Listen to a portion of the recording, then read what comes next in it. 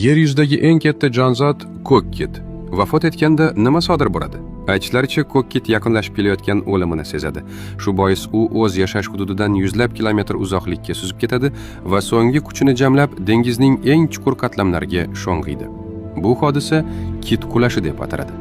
Avvaliga akulalar va ilonbariqlar bir necha kun davomida kit tanasi bilan oziqlanadi. Go'shtning asosiy qismi tugagach, mayda qurtlar yirtqichlardan qolgan qoldiqlarni yemirib tugatadi. Oradan vaqt o'tib, zombi qurtlar paydo bo'ladi. Ular kit suyaklariga kislota ajratib, ularni parchalab yuboradi va ichida saqlanib qolgan yog' hamda oqsillarni ochib beradi. Bu moddalardan simbioz bakteriyalar oziqlanadi. Ular esa o'z navbatida kit skeleti atrofida yangi hayot shakllarining paydo bo'lishiga imkon yaratadi. Natijada dengiz tubida butun bir ekotizm vujudga keladi. Bu jarayon deyarli 100 yil davom etadi.